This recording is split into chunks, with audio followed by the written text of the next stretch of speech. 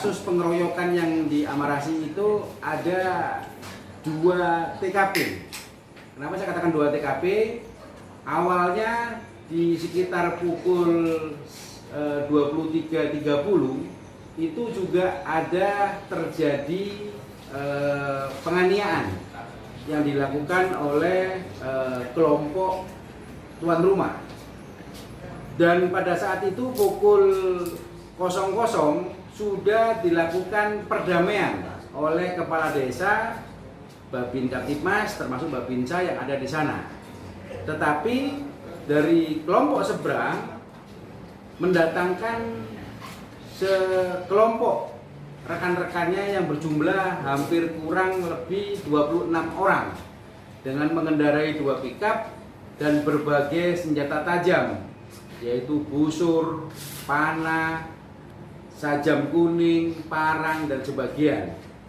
Kami sudah mengupas semuanya, makanya kemarin kami tetapkan ada 10 tersangka dan tidak menutup kemungkinan akan bertambah lagi karena di situ ada kepemilikan sajam, nanti kita akan kenakan ke undang-undang darurat, dan juga terkait tentang peristiwa pertama yaitu yang pukul 23.00 kami sudah mengantongin ada 6 tersangka. Hari ini kami sudah mengamankan 4 tersangka.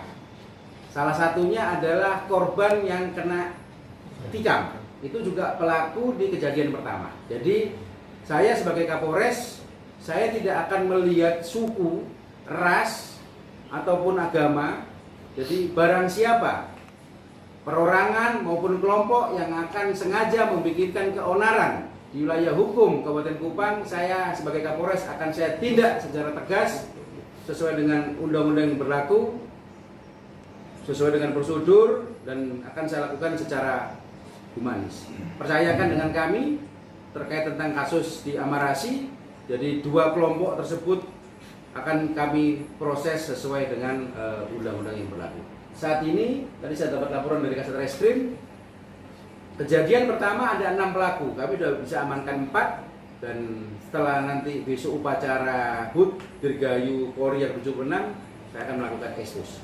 Jadi biar berita ini balance, karena saya lihat katanya kelompok sini saja yang ditangani, kelompok ini yang sini tidak. Saya katakan tidak. Jadi saya katakan, saya sebagai Kapolres Kupang, saya tidak segan-segan, saya tidak akan membedakan suku, agama maupun apapun, perorangan maupun kelompok yang membikinkan keonaran di wilayah kabupaten saya akan tindak tegas sesuai dengan undang-undang yang berlaku. Oke? Terkait 4 orang ini warga mana, Komandan?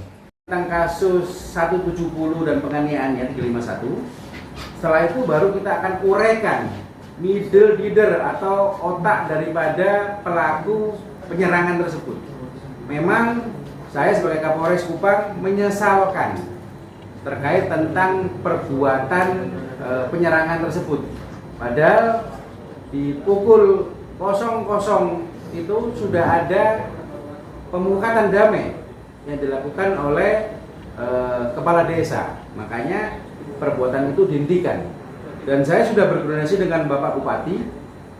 Saya sudah amati di wilayah Kabupaten Kupang ini, setiap ada acara, baik itu perkawinan maupun ada acara pemakaman, pasti terjadi keributan.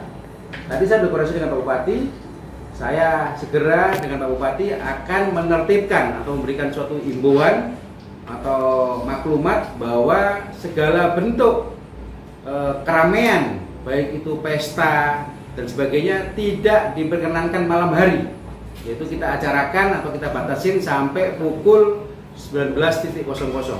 Kita antisipasi supaya tidak terjadi perbuatan yang sama, yaitu gara-gara miras mereka minum, bersenggolan, akhirnya dari kelompok satu dengan kelompok satu, suku satu dengan suku satu, akhirnya berperang. Kami mau meniadakan itu semua, dan kami mohon bantuan daripada rekan-rekan. Mungkin mulai sekarang bisa disampaikan kepada keluarga, sanak famili, apabila melakukan hajatan, baik itu pernikahan maupun pemakaman, kalau bisa tidak dilakukan pada malam hari. Kita mengantisipasi terkait tentang perbuatan-perbuatan yang sering terjadi di 1 bulan terakhir.